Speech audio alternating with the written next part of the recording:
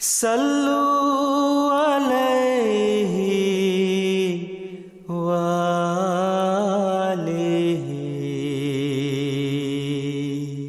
صلی علی نبینا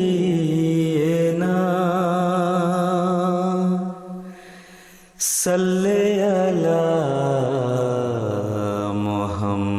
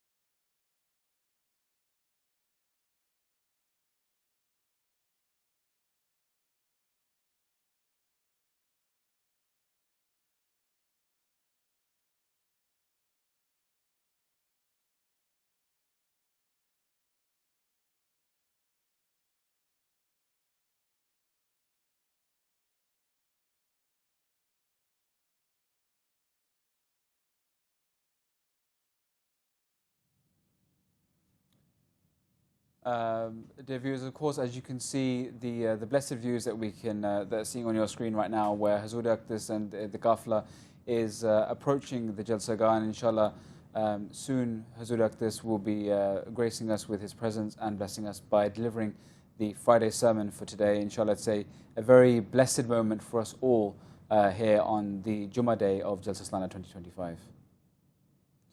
ناظرین، جیسا کہ آپ کو آپ کی ٹی وی پہ مناظر نظر آ رہے ہیں، حضور انوار اللہ تعالیٰ نصر عزیز جلسہ گاہ کی طرف تشریف لا رہے ہیں، اور ابھی کچھ ہی دیر میں جو ہے وہ جلسہ گاہ میں حضور انوار اللہ تعالیٰ نصر عزیز خطبہ جمعہ ارشاد فرمائیں گے، اور وہ روحانی مائدہ ہم جو ہے وہ سن سکیں گے، جو جلسے کا مقصد ہے وہ بھی ہمیں حاصل ہوگا، اور پھر اس کے بعد حضور کا پہلا خطاب بھی ہوگا. لیکن ابھی حضور انوار اللہ تعالیٰ نصر عزیز تھوڑی ہی دیر میں خطبہ جمعہ ارشاد فرمائیں گے.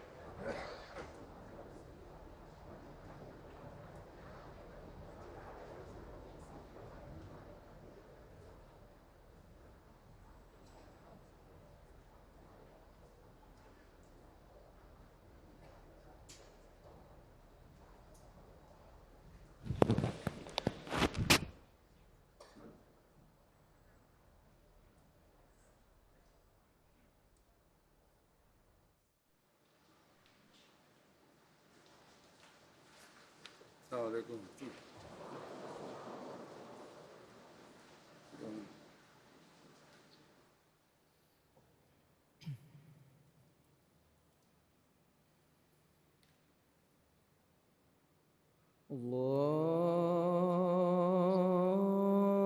الله أكبر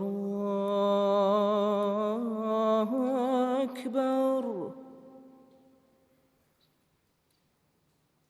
الله أكبر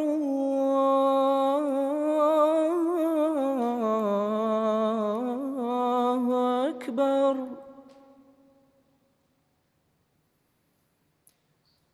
أشهد أن لا إله إلا الله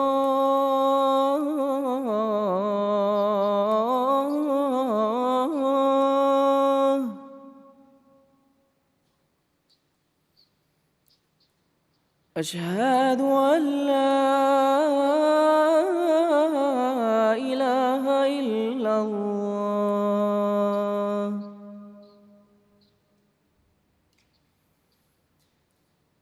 أشهد أن محمد رسول الله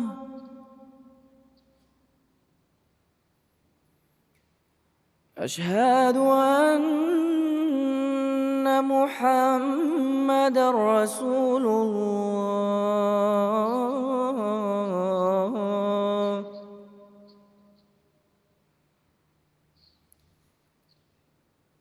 حي على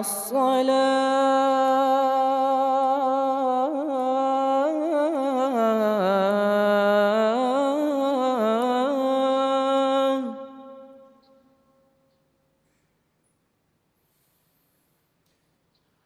حي على الصلاة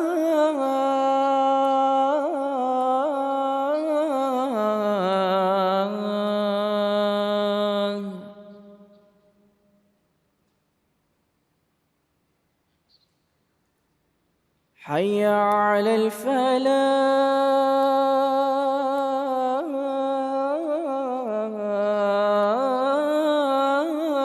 الفلاح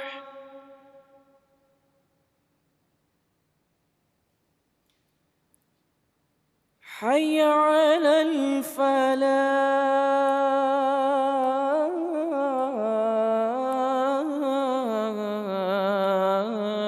الفلاح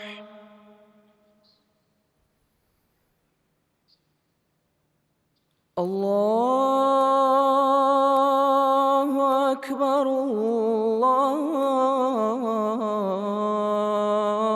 الله أكبر لا إله إلا الله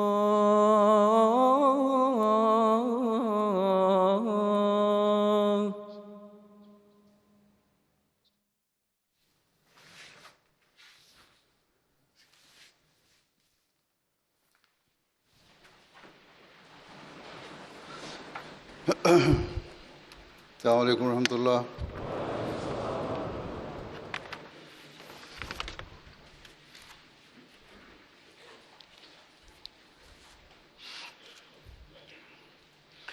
أشهد أن لا إله إلا الله وحده لا شريك له وأشهد أن محمدا عبده ورسوله أما بعد فأعوذ بالله من الشيطان الرجيم بسم الله الرحمن الرحيم الحمد لله رب العالمين الرحمن الرحيم مالك يوم الدين إياك نعبد وإياك نستعين اهدنا الصراط المستقيم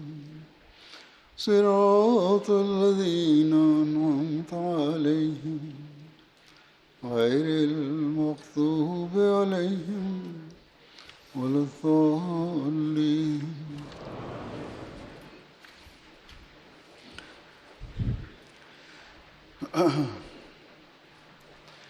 آج شام سے انشاءاللہ جلسہ سالانہ برطانیہ کی کارروائی باقاعدہ شروع ہوگی. یہ جلسہ جیسا کہ حضرت مسیح موعود علیہ الصلوۃ والسلام نے فرمایا ہے بڑی اہمیت کا حامل ہے. اس میں جماعت کی علمی، اخلاقی اور روحانی حالت کی بہتری کے لیے پروگرام ہوتے ہیں.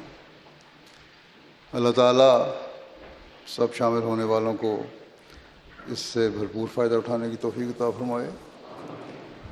اس وقت میں جلسہ میں ڈیوٹی دینے والوں اور شامل ہونے والوں سے کچھ باتیں کروں گا. اسلام میں مہمانوں کی عزت و تکریم کی بہت تاکید ہے. حضرت صلی اللہ علیہ وسلم نے بھی اس کی بہت تاکید فرمائی ہے. آپ صلی اللہ علیہ وسلم نے فرمایا مہمان کو جائز حق دو، اور یہ جائز حق حالات کے مطابق کچھ دن کی مہمان نوازی ہے. آپ صلی اللہ علیہ وسلم کی اسی نصیحت کا اثر تھا کہ صحابہ قربانی کر کے بھی مہمان نوازی کرتے تھے.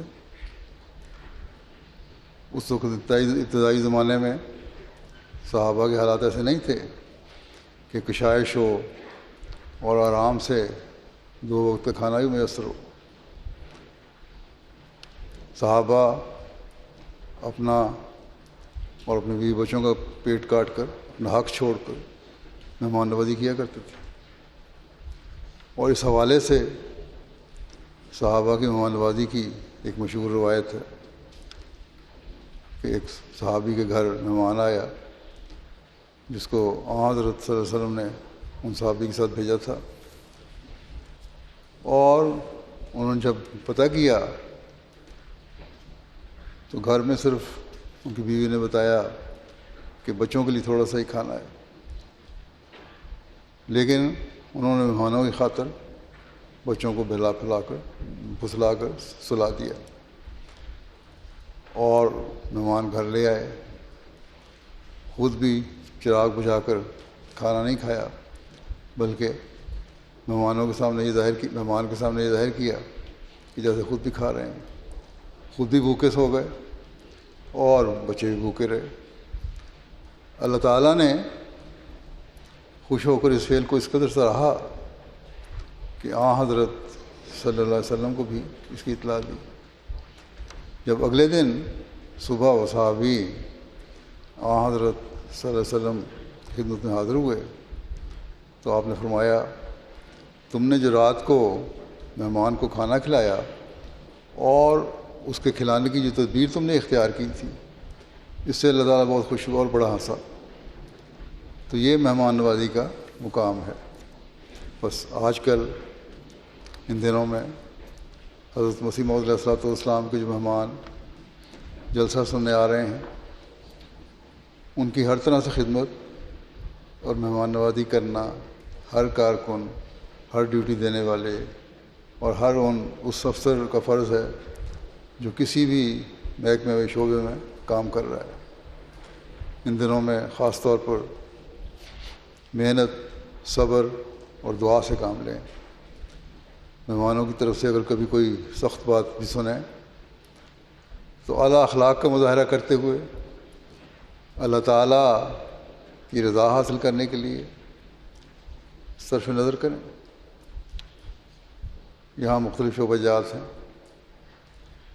میں نے پچھلے خطبے میں بھی مختصر بیان کیا تھا کہ ہر شعبے کا افسر اور اس کے معاونین اپنے فرائض خوش اسلوبی اور خوش خلقی سے ادا کریں. حضرت مسیح موعود علیہ الصلوۃ والسلام کے بھی اس بارے میں بے شمار واقعات ہیں.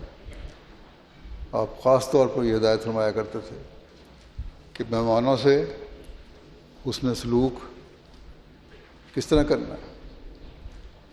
آپ کے ارشادات اور واقعات آپ کی سیرت کی کتب میں مختلف پیرایوں میں مختلف جگہوں پر بیان ہوئے. آسام سے آئے ہوئے مہمانوں کی مہمان نوازی کا بھی ایک مشہور واقعہ ہے کہ آپ نے کس طرح ان کی خاطرداری کی. یہ واقعہ ہم سنتے ہیں اور اس سے محظوظ ہوتے ہیں کہ کس طرح حضرت مسیح علیہ السلام نے ان کا خیال رکھا. لیکن یہ تمام کارکنوں، تمام ڈیوٹی دینے والوں اور ان تمام لوگوں کے لیے ایک سبق ہے جو حضرت مسیح علیہ السلام کے مہمانوں کی خدمت کے لیے اپنے آپ کو پیش کرتے ہیں.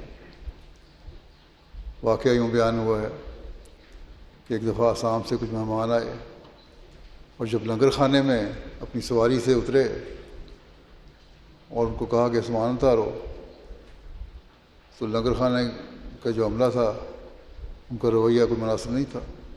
اس کی وجہ سے ناراض ہو گئے وہ، اور اسی ٹانگے پر بیٹھ کر واپس روانہ ہو گئے جس پر وہ آئے تھے.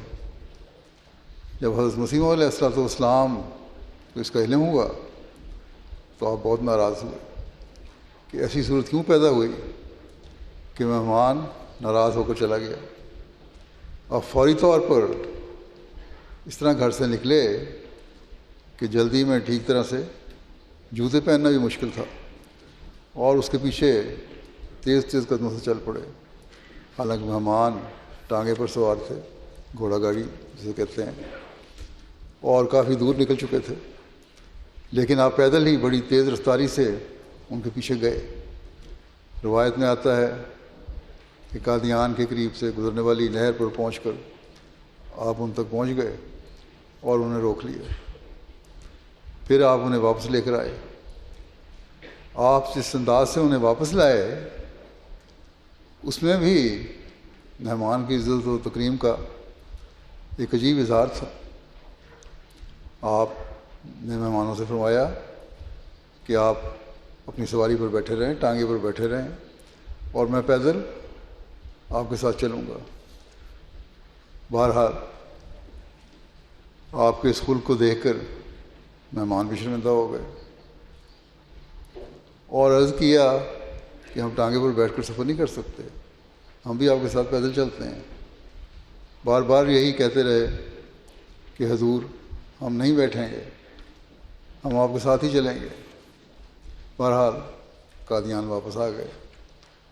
لنگر میں آ کے آپ نے خود مہمانوں کو سامان اتارنے کے لیے ہاتھ بڑھایا، لیکن چونکہ کارکنان کو اپنی غلطی کا احساس ہو چکا تھا اور وہ بہت زیادہ شرمندہ تھے، انہوں نے فوری طور پر آگے بڑھ کر سامان اتارنا شروع کر دیا.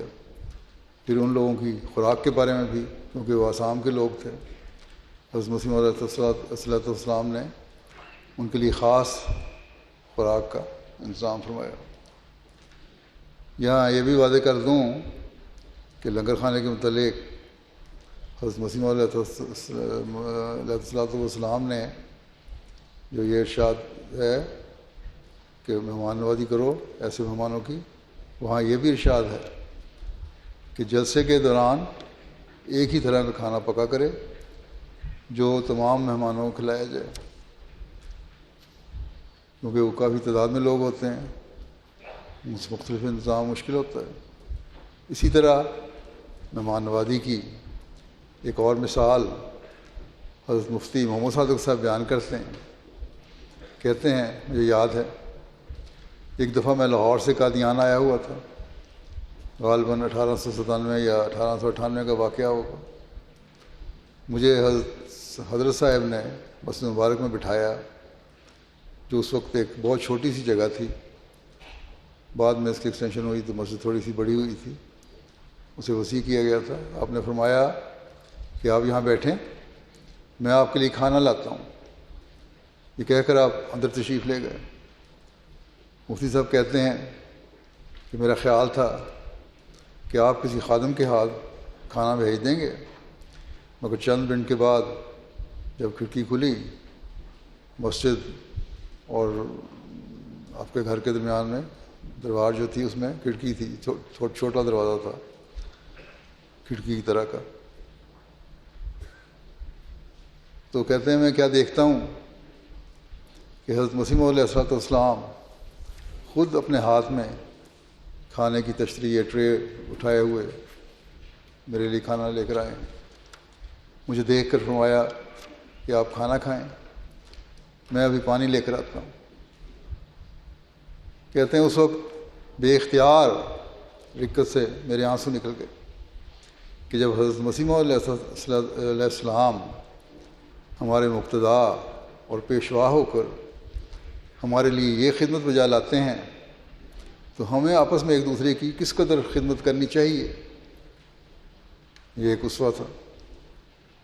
اور حضرت مسیح موعود علیہ السلام کی سیرت میں ہمیں مہمان نوازی کے ایسے بہت سارے واقعات ملتے ہیں. آپ نے لوگوں کو ایک دفعہ فرمایا کہ میرا ہمیشہ یہ خیال رہتا ہے کہ کسی مہمان کو تکلیف نہ ہو، بلکہ اس کے لیے ہمیشہ تاکید کرتا ہوں کہ جہاں تک ہو سکے مہمانوں کو آرام دیا جائے. مہمان کا دل مثل آئینہ کے نازک ہوتا ہے اور ذرا سی ٹھیس لگنے سے دل ٹوٹ جاتا ہے. خدا نے فرمایا کہ بعض مہمان بہت جذباتی ہوتے ہیں، خاص طور پر جیسا کہ میں نے ابھی آسام کے لوگوں کی مثال دی. مختلف قوموں کے اپنے اپنے طریقے اور حالتیں ہوتی ہیں. بعض بہت جلد جذباتی ہو جاتے ہیں، غصے میں بھی آ جاتے ہیں. تو آپ نے فرمایا یہ نہ سمجھو کہ وہ جذباتی کیوں ہوئے اور غصے میں کیوں آئے. مہمان کا دل تو شیشے کی طرح ہے، ایک آئینے کی طرح ہے، ٹوٹ جاتا ہے. اس لیے اس سے پہلے کہ اسے ٹھیس پہنچے اور وہ ٹوٹے تم اس کی حفاظت کا سامان کرو. بس یہ ہے وہ اسوہ اور نصیحت جو حضرت مسیح موعود علیہ السلام نے اپنے آقا و مدعا کی پیروی میں مہمانوں کی مہمان نوازی کے لیے ہمیں فرمائی. ایک واقعہ بیان ہوتا ہے کہ ایک دفعہ بہت سارے مہمان آئے ہوئے تھے.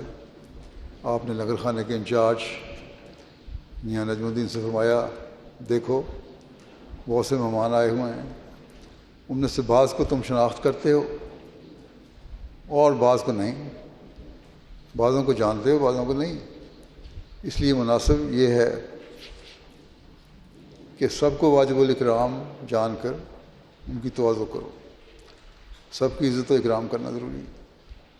یہ نہیں دیکھنا کہ کوئی غریب ہے یا امیر ہے، کوئی امریکہ سے آیا ہوا ہے یا کوئی پاکستان سے آیا ہے، کوئی افریقہ سے آیا ہے یا کسی اور ملک سے یا یہیں کا رہنے والا ہے. آج کل یہ خیال رکھنا چاہیے سب مہمان ہیں. حضرت مسیح علیہ السلام کے بلانے پر جلسہ سننے کے لیے آئے ہوئے ہیں. اس لیے ان کا عزت اور اکرام کرنا، ان کی تواضع اور مہمان نوازی کرنا اور ان کی ضروریات کا خیال رکھنا ضروری ہے. دیکھیں آپ نے کس طرح مہمانوں کی خدمت کی نصیحت فرمائی. آپ نے اپنے کارکنوں سے بھی یہ بھی فرمایا کہ مجھے تم پر حسن ظن ہے کہ تم مہمانوں کی صحیح طرح خاطرداری کر رہے ہوگے اور ان کی خدمت کرتے رہو گے. بس ہر کارکن کو ہمیشہ یہ کوشش کرنی چاہیے کہ جس جگہ اور جس شعبے میں بھی اس کی ڈیوٹی ہے وہاں وہ مہمانوں کی مہمان نوازی کا حق ادا کرنے کی بھرپور کوشش کرے. خواہ وہ کھانا کھلانے کی مارکیٹ میں ہوں یا دیگر دوسری جگہوں پر انہیں بھرپور کوشش کرنی چاہیے. جیسا کہ میں پہلے ذکر کر چکا ہوں مختلف شعبہ جات ہیں، ٹکٹ بنانے سے لے کر جلسہ گاہ تک آنے تک کے شعبے ہیں. ان سے مہمانوں کا واسطہ پڑتا ہے، کارکنوں کو مہمانوں سے واسطہ پڑتا ہے کارکنوں کا. وہاں ہر ایک کارکن کو اپنی خوش اخلاقی اور اعلیٰ اخلاق کا مظاہرہ کرنا چاہیے. کھانا پکانے اور کھانا کھلانے کے شعبے ہیں، ان شعبوں کو بھی مہمان نوازی کا حق ادا کرنا چاہیے، کیونکہ یہ بڑے اہم حصہ ہے یہ مہمان نوازی کا. کوشش یہ ہو کہ مہمانوں کو ایک تو یہ ہے کہ پیٹ بھر کر کھانا کھلایا جائے اور عزت سے کھلایا جائے، لنگر خانے میں کام کرنے والوں کو عمدہ قسم کا کھانا پکانے کی کوشش کرنی چاہیے، اور کوشش وہ کرتے بھی ہیں اللہ کے فضل سے، اور اس بات کو یقینی بنانا چاہیے کہ ضرورت کے مطابق کھانا میسر ہو اور کم نہ پڑ جائے۔ صفائی ستھرائی کے شعبے میں بھرپور توجہ دینی چاہیے۔ صفائی بھی ایمان کا حصہ ہے، معمولی چیز نہیں ہے۔ حضرت صلی اللہ علیہ وسلم نے فرمایا کہ صفائی ایمان کا حصہ ہے، اس لیے اس طرف خاص توجہ دینی چاہیے۔ اس چیز میں ماحول کی صفائی بھی شامل ہے، اور ہمارے دوسرے جو انتظامات ہیں، غسل خانے وغیرہ ہیں، ان کی صفائی بھی شامل ہے۔ جلسہ گاہ میں پھر مختلف پروگراموں کے لیے لوگوں کو لاتے ہوئے جو کارکن ہیں وہ نرمی اور پیار سے توجہ دلائیں۔ بعض لوگوں کو صحیح ادراک نہیں ہوتا اور پوری طرح نہیں سنتے وہ جلسہ۔ یہاں جو بیٹھے ہوئے ہیں ڈسپلن والے ہیں، ان کو بھی چاہیے، عورتوں میں بھی مردوں میں بھی، اس لیے کوشش کریں کہ ان کو پیار اور نرمی سے سمجھائیں۔ تربیت کا شعبہ بھی اس لیے کام کر رہا ہوتا ہے کہ لوگوں کو جلسہ گاہ میں بٹھا کر جلسہ سنائیں۔ اس وقت بازار بھی بند ہوں گے اور ہونے چاہیے۔ بہرحال ہر جگہ اس بات کا خیال رکھنا ہے کہ کارکن ان دنوں میں خوش اخلاقی کا ایک خاص نمونہ دکھائیں، اور حضرت مسیح موعود علیہ السلام نے جو حسن ظن فرمایا ہے اس پر پورا اترنے کی کوشش کریں۔ اسی طرح میں بعض باتیں مہمانوں سے بھی کہنا چاہتا ہوں۔ گو چند ایک غیر جماعت مہمان بھی یہاں آتے ہیں، لیکن ان کے لیے تو ایک خاص شعبہ علیحدہ قائم ہے، اور ان کو خاص طور پر ان کی مہمان نوازی کی جاتی ہے کیونکہ یہ غیر ہیں۔ لیکن ان چند ایک کے علاوہ تمام مہمان جن کی اکثریت جو ہے وہ احمدی واب کی، آپ لوگ یہاں جلسہ سننے کے لیے آئے ہیں، اس لیے اس بات کو اہمیت نہ دیں کہ انتظام صحیح ہوا ہے آپ کے لیے یا نہیں ہوا، آپ کی مہمان نوازی صحیح ہوئی ہے یا نہیں ہوئی، یا کسی کارکن نے کیسا رویہ اختیار کیا۔ اصل مقصد تو روحانی معاہدے کو حاصل کرنا ہے، اور آپ لوگوں کو اسی کے لیے کوشش کرنی چاہیے۔ گو میزبانی کرنے والوں کو جیسا کہ میں پہلے بھی کہہ چکا ہوں، مہمان نوازی کا حق ادا کرنے کی پوری کوشش کرنی چاہیے، اور وہ کرتے ہیں۔ لیکن اسی طرح شامل ہونے والوں کا بھی یہ کام ہے کہ اگر کارکنان میں کوئی کمزوریاں یا کوتاہیاں یا کمیاں رہ گئی ہوں تو ان سے صرف نظر کریں۔ ان میں سے کوئی صفائی کے محکمے میں جو کام کر رہے ہیں کوئی تربیت یافتہ تو لوگ نہیں ہیں، یا ڈسپلن کے محکمے میں جو کام کر رہے ہیں وہ پولیس کے کارکن تو نہیں ہیں، یا گیٹ پر ڈیوٹی دینے والے ہیں وہ ٹرینڈ تو نہیں ہیں، یا ٹریفک کنٹرول کرنے والے ہیں وہ بھی کوئی ٹرین پولیس والے تو نہیں جو ٹریفک کنٹرول کر رہے ہیں۔ یہ سب لوگ والنٹیئر ہیں، مہمانوں کی خدمت کے لیے اپنے آپ کو انہوں نے پیش کیا۔ ان میں بعض سیکنڈری اسکول کے بچے ہیں، بعض یونیورسٹیوں کے نوجوان طالب علم ہیں، کچھ دوسرے پیشوں سے تعلق رکھنے والے لوگ ہیں، اور اچھے خاصے پیشوں میں کام کرنے والے اور اچھی پوزیشنوں والے لوگ ہیں۔ یہ سب ایک جذبے سے خدمت کر رہے ہیں کہ ہم نے حضرت مسیح موعود علیہ السلام کے مہمانوں کی خدمت کرنی، بس ان کے جذبے کو سراہتے ہوئے ان سے بھرپور تعاون کریں اور ان کی کمزوریوں سے صرف نظر کریں۔ جب آپ ایسا کریں گے تو آپ اس مقصد کو پا لیں گے، اس مقصد کو پانے والے ہوں گے جس کے لیے آپ لوگ یہاں آئے ہیں، اور اس سے آپس کے تعلقات میں مزید نکھار بھی پیدا ہوگا۔ سب مہمانوں کو اس بات کا خیال رکھنا چاہیے کہ ان کے یہاں آنے کا مقصد کیا ہے، اور وہ مقصد اعلیٰ اخلاق اور اللہ تعالیٰ کی یاد کرنے سے ہی پورا ہو سکتا ہے۔ کھانے کی مارکی میں ہر مہمان کا فرض ہے کہ کھانا کھانے کے بعد جلدی سے مارکی خالی کر دیں تاکہ دوسرے لوگ بھی آ کر کھانا کھا سکیں۔ بعض دفعہ جگہ کم اور مہمان زیادہ ہوتے ہیں، اس کی وجہ سے باری باری یا شفٹوں میں کھانا کھلانا پڑتا ہے۔ تو اس بات کا خیال رکھیں کہ کھانا کھانے کے فوراً بعد مارکی سے نکلنے کی کوشش کریں، نہ کہ وہیں کھڑے ہو کر گفتگو میں یا باتوں میں وقت گزاریں۔ باہر آ کر اپنے باتیں کرنی ہے تو کریں اور اپنا وقت گزاریں۔ اسی طرح کارکن کھانا ڈال کر دیتے ہیں پلیٹوں میں، آپ اگر مطالبہ کریں گے تو جیسا کہ ان کو بھی کہا ہوا ہے کہ وہ آپ کو کھانا دیں گے آپ کے مطالبے پہ، لیکن کھانا ضائع نہیں ہونا چاہیے، رزق کی ہمیشہ قدر کرنی چاہیے۔ بعض لوگ ذرا سی بھی روٹی جلی ہوئی ہو یا کچی ہو تو اسے نکال کر پھینک دیتے ہیں۔ کوشش کرنی چاہیے کہ اگر وہ کھانے کے قابل ہے تو کھا لی جائے، سوائے اس کے کوئی بہت بیمار ہو اور اس کے لیے وہ تکلیف کا باعث بنے۔ عمومی طور پر تو مشینوں سے روٹی اچھی پک کر آ رہی ہوتی ہے، میں نے چیک بھی کی ہے، لیکن بعض دفعہ خراب روٹیاں بھی آ جاتی ہیں۔ جب تک روٹی بہت زیادہ جلی ہوئی یا بہت کچی نہ ہو اسے ضائع کرنے سے بچیں۔ اسی طرح سالن کو بھی ضائع ہونے سے بچائیں۔ ایک تو یہ رزق کا ضیاع ہے کیونکہ نہیں ہونا چاہیے، دوسرے وہی کھانا اور کسی دوسرے کے بھی کام آ سکتا ہے۔ دوسرے یہ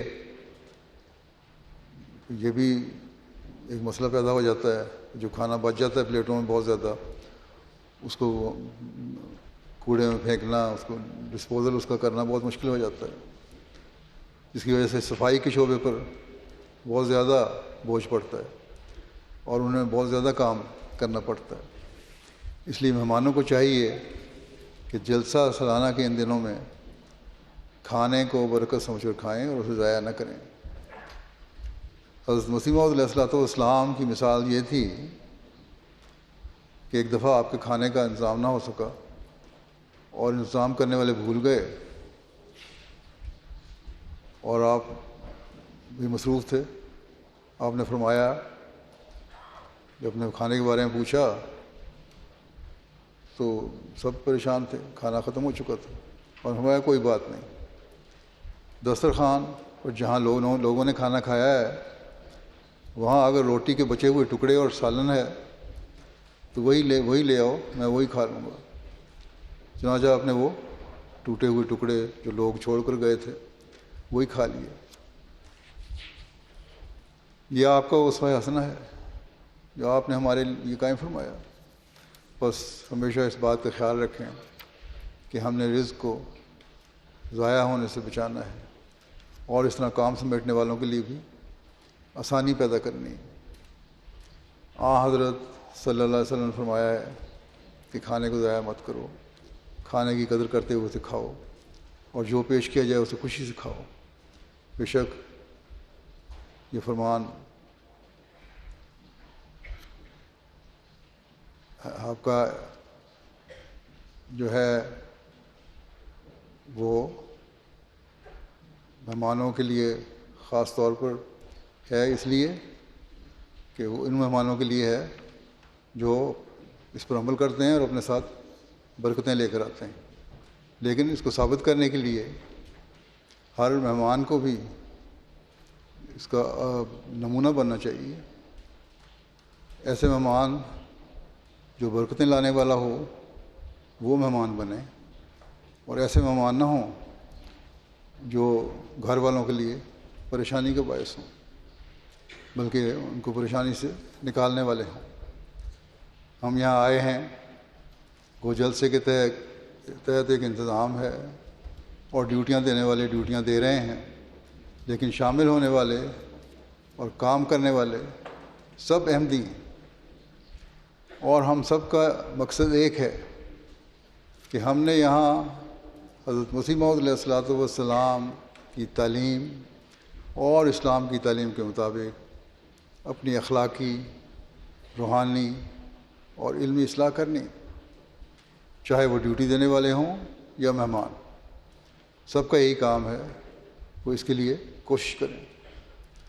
بعض دفعہ ایسے حالات پیدا ہو جاتے ہیں کہ کھانے میں کمی ہو جاتی ہے۔ کارکنوں اور لنگر خانے کی کوشش تو یہی ہوتی ہے کہ کھانے میں کسی قسم کی کمی نہ ہو، لیکن بعض اوقات بڑے مجمع میں اندازے غلط ہو جاتے ہیں اور کمی ہو بھی سکتی ہے۔ اس بارے میں ہمیں حضرت صلی اللہ علیہ وسلم کی ایک نصیحت ہمیشہ یاد رکھنی چاہیے۔ آپ نے فرمایا کہ 2 آدمیوں کا کھانا 3 کے لیے کافی ہے اور 3 کا کھانا 4 کے لیے کافی ہے۔ ایک اور روایت میں اس طرح آتا ہے کہ 1 آدمی کا کھانا 2 کے لیے اور 2 کا 4 کے لیے اور 4 کا 8 کے لیے کافی ہے۔ بس اس بات کو ہمیں ہمیشہ یاد رکھنا چاہیے۔ ایک بات جو میں پہلے بھی کہہ چکا ہوں وہ یہ کہ ڈیوٹی دینے والوں کے لیے بھی آسانیاں پیدا کرنی چاہیے۔ کھانے کی مارکی اور دیگر جگہوں پر بھی صفائی کا خیال رکھیں۔ صفائی کے حوالے سے بھی اس بات کا خیال رکھیں کہ آسانی پیدا کرنی ہے۔ سڑکوں اور راستوں پر گند نہ پھینکیں، اس میں بھی اس بات کا خیال رکھیں۔ جہاں بیٹھیں وہاں کھانے پینے کے بعد بعض لوگ بازار سے اشیاء خرید کے کھاتے ہیں، اس کے جو خالی پیکٹ ہیں اور لفافے ہیں ادھر ادھر پھینکنے کے بجائے ڈسٹ بن میں ڈالیں تاکہ کام سمیٹنے والوں کے لیے بھی آسانی پیدا ہو اور کم وقت میں زیادہ کام کر کے انتظام کو زیادہ صحیح طور پر چلایا جا سکے۔ پھر یہ ہے کہ اعلیٰ اخلاق کا مظاہرہ ہر طرف سے ہونا چاہیے۔ میں نے کارکنوں کو بھی کہا ہے اور مہمانوں کو بھی چاہیے کہ اعلیٰ اخلاق کا مظاہرہ کریں۔ ایک حدیث میں آتا ہے کہ حضرت صلی اللہ علیہ وسلم نے فرمایا کہ جو اللہ اور یوم آخرت پر ایمان لاتا ہے وہ اچھی بات کہے یا خاموش رہے۔ بس ایسی حالت تو اگر پیدا بھی ہو کبھی ناراضگی کی تو بجائے غصے کے اظہار کے، بد اخلاقی کا مظاہرہ کرنے کے، خاموشی اختیار کریں اور استغفار کریں اور دعائیں پڑھیں۔ اسی طرح بچوں کے کھانے کے بارے میں بھی بتا دوں، اس میں بھی خیال رکھنا چاہیے۔ بعض دفعہ لوگ بچوں کو پلیٹ بھر کے کھانا دے دیتے ہیں اور بچے اتنا کھا نہیں سکتے جس سے کھانا ضائع ہو جاتا ہے۔ تو یہاں بھی جیسا میں پہلے کہہ آیا ہوں، کھانا ضائع ہونے سے بچائیں اور بچوں کو تھوڑا تھوڑا ڈال کر دیں، چاہے بار بار ڈال کر دینا پڑے۔ ہمیشہ یاد رکھیں کہ جلسے کے مقصد کو آپ نے پورا کرنا ہے اور ان برکات کو سمیٹنے اور ان سے اپنی جھولیاں بھرنے کی کوشش کرنی ہے جو برکات اس جلسے کی ہیں اور جن کے لیے حضرت مسیح موعود علیہ الصلوۃ والسلام نے اس جلسے کا اجرا فرمایا تھا۔ آپ نے ایک موقع پر یہی فرمایا تھا کہ جلسے میں بیٹھ کر آرام سے جلسہ سنو اور صرف تقریروں وغیرہ اور اچھائی یا برائی کو نہ دیکھو، بلکہ اس بات کو دیکھو کہ جو بات بیان کی جا رہی ہے وہ اللہ اور رسول کے حکموں کے مطابق ہے اور اس پر ہم نے عمل کرنے کی کوشش کرنی ہے، نہ یہ کہ کون بیان کر رہا ہے اور کس طرح بیان کر رہا ہے۔ اور فرماتے ہیں کہ سب صاحبان متوجہ ہو کر سنیں، میں اپنی جماعت اور خود اپنی ذات اور اپنے نفس کے لیے یہی چاہتا ہوں اور پسند کرتا ہوں کہ ظاہری قیل و قال جو لیکچروں میں ہوتی ہے اس کو ہی پسند نہ کیا جاوے اور ساری غرض و غایت آخر اس پر ہی نہ ٹھہر جائے کہ بولنے والا کیسی جادو بھری تقریر کر رہا ہے، الفاظ میں کیسا زور ہے۔ میں اس بات پر راضی نہیں ہوتا۔ میں تو یہی پسند کرتا ہوں اور نہ بناوٹ و تکلف سے بلکہ میری طبیعت اور فطرت کا یہی تقاضا ہے کہ جو کام ہو اللہ کے لیے ہو، جو بات ہو خدا کے واسطے ہو۔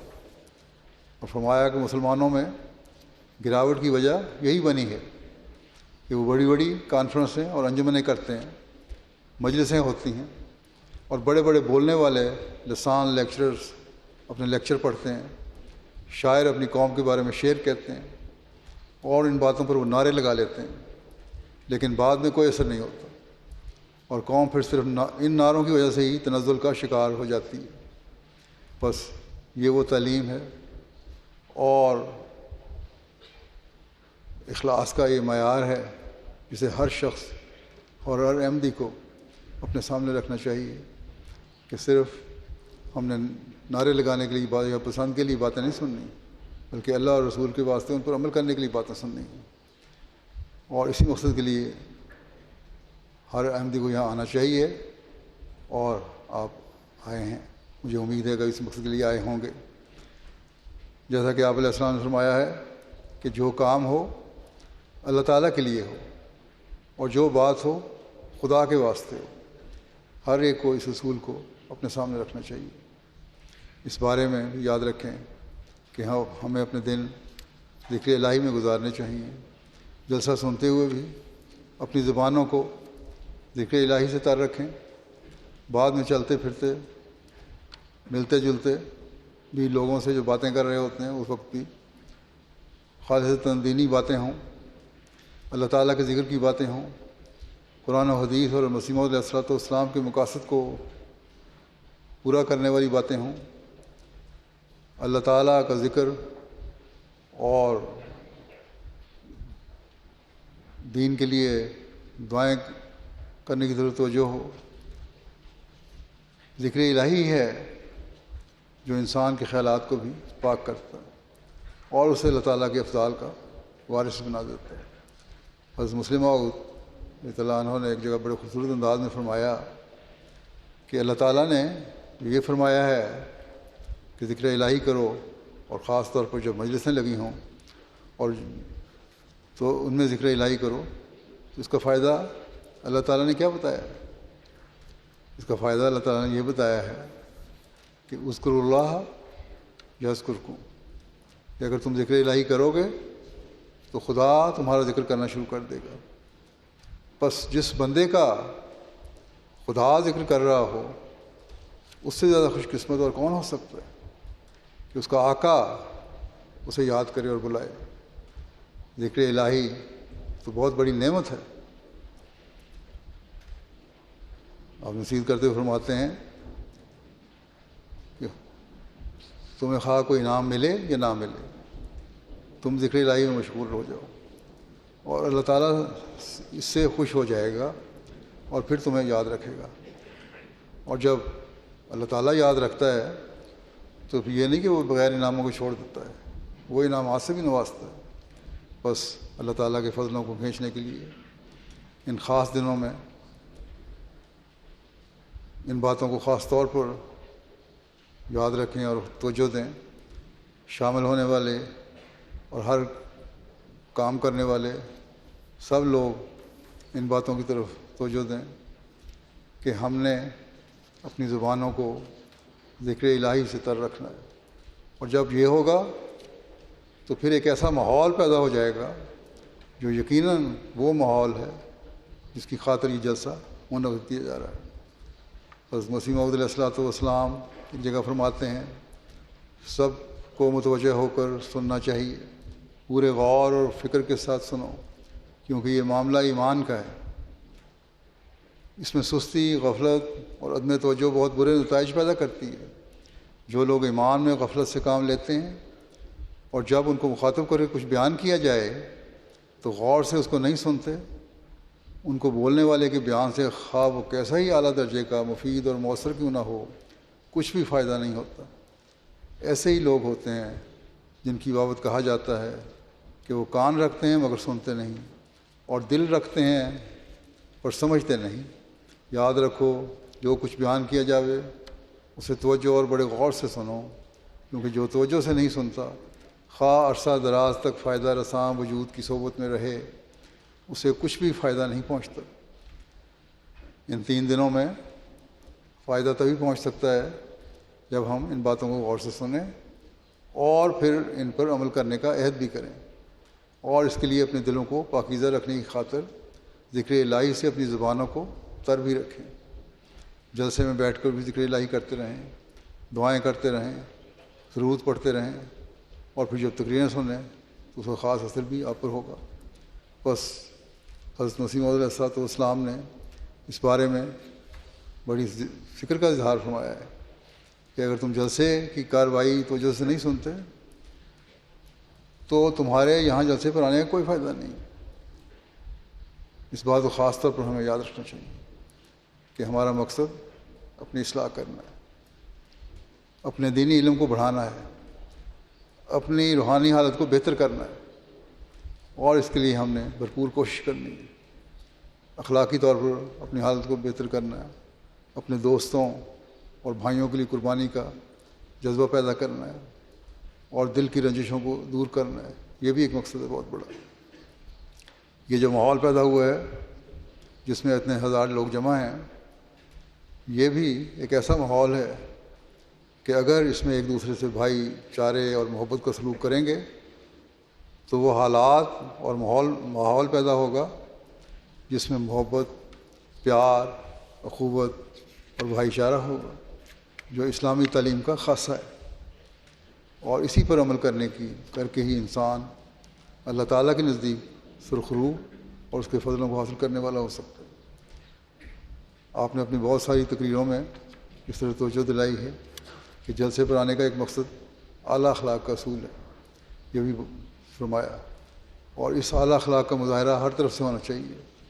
بعض دفعہ چھوٹی چھوٹی باتوں پر رنجشیں اور لڑائیاں پیدا ہو جاتی ہیں، حتیٰ کہ بعض دفعہ کارکنوں میں بھی لڑائیاں ہو جاتی ہیں۔ ایسا کبھی نہیں ہونا چاہیے، ہمیشہ خوش اخلاقی کا مظاہرہ کرنا چاہیے۔ بس اس طرف کارکن بھی اور مہمان بھی دونوں توجہ دیں کہ ہمارے اخلاق ہمیشہ اعلیٰ ہوں، اور ہر شر سے بچنے کے لیے ہمیشہ دعا کرتے رہنا چاہیے۔ اسی طرح جلسے کے بارے میں بعض اور باتیں بھی کہنا چاہتا ہوں۔ پہلی بات یہ ہے کہ جلسے کے دنوں میں آپ لوگ جہاں کہیں بھی قیام کریں، مسجدوں میں جاتے ہیں، خاص طور پر لندن میں بیت الفتوح میں یا مسجد فضل میں، اسلام آباد ہے یا یہاں ہے، اپنے ہمسایوں کا بھی خیال رکھیں اور اپنے اعلیٰ اخلاق کا مظاہرہ کرتے رہیں۔ سڑکوں کے قوانین کی پابندی کریں۔ رش کی وجہ سے بعض دفعہ ٹریفک زیادہ ہو جاتا ہے، لیکن اس لیے لوگوں کے گھروں کے سامنے کسی قسم کا گند نہ ڈالیں۔ بچوں والی خواتین کے لیے علیحدہ مارکیاں بنائی گئی ہیں، عورتوں کے لیے بھی کہہ دوں، عورتوں کو بغیر ضد کیے انہی بچوں والی مارکیوں میں رہنا چاہیے، اور یہ کوشش کرنی چاہیے کہ وہاں شور نہ مچائیں، کیونکہ بعض دفعہ ایسا ہوتا ہے کہ بچے تو کم شور مچاتے ہیں، لیکن عورتیں یہ سمجھتی ہیں کہ چونکہ وہ اس مارکی میں آ گئی ہیں اس لیے ان کے لیے باتیں کرنا جائز ہو گیا ہے۔ انہی باتوں میں انہیں باتوں سے پرہیز کرنا چاہیے اور تقریروں کی طرف توجہ دینی چاہیے، اور جو پروگرام ہو اسے غور سے سننا چاہیے، اور جب وہ خود اپنا نمونہ دکھائیں گی تو بچے بھی خاموشی سے سنیں گے۔ بعض مائیں تو ماشاءاللہ ایسی ہیں جو بچوں کی اس طرح تربیت کرتی ہیں یا ان کی توجہ بٹانے کے لیے ان کے ہاتھ میں کوئی چیز دے دیتی ہیں جس سے بچے اب اس میں مصروف ہو کر اسی میں مصروف رہتے ہیں، اور مائیں آرام سے پروگرام بھی سن لیتی ہیں۔ لیکن بعض ایسی بھی ہیں جو آپس میں باتیں کرتی رہتی ہیں، اس کی انتظامیہ شکایت کرتی ہے۔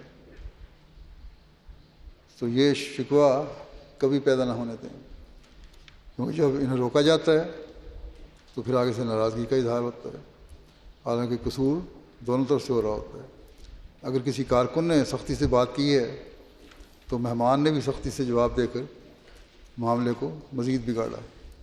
اس لیے کوشش کرنی چاہیے کہ کسی بھی طرف سے بگاڑ پیدا نہ ہو، بلکہ محبت اور پیار کی فضا قائم ہو۔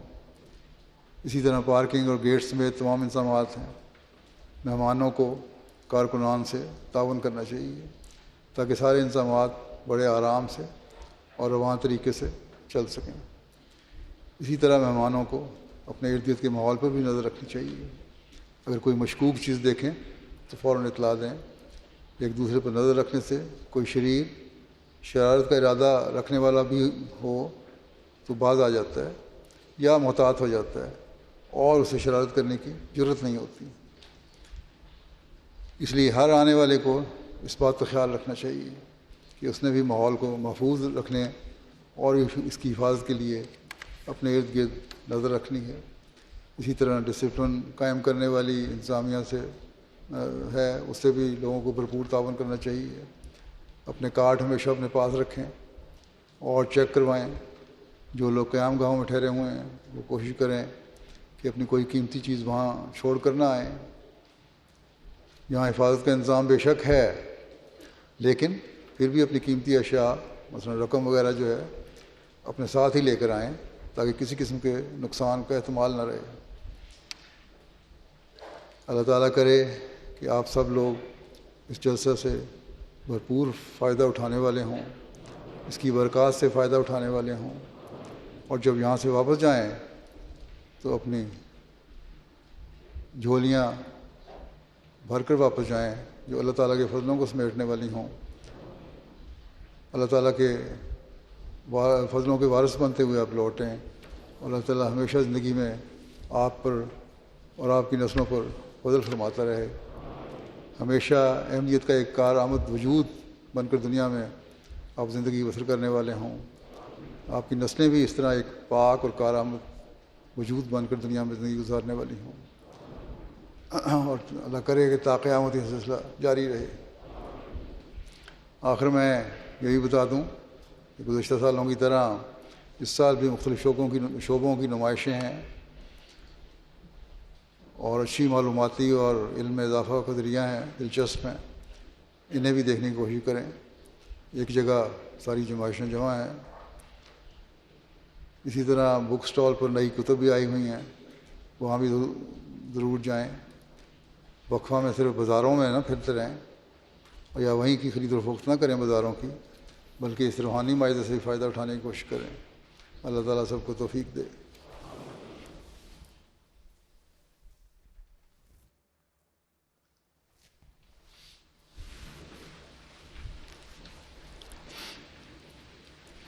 الحمد لله نحمده ونستعينه ونستغفره ونؤمن به ونتوكل عليه ونعوذ بالله من شرور أنفسنا ومن سيئات أعمالنا. من يهده الله فلا مضل له ومن يضلل فلا هادي له. ونشهد أن لا إله إلا الله ونشهد أن محمدا عبده ورسوله. عباد الله رحمكم الله، إن الله يأمر بالعدل والإحسان وإيتاء ذي القربى وينهى عن الفحشاء والمنكر والبغي يعظكم لعلكم تذكرون. اذكروا الله يذكركم وادعوه يستجب لكم ولذكر الله أكبر.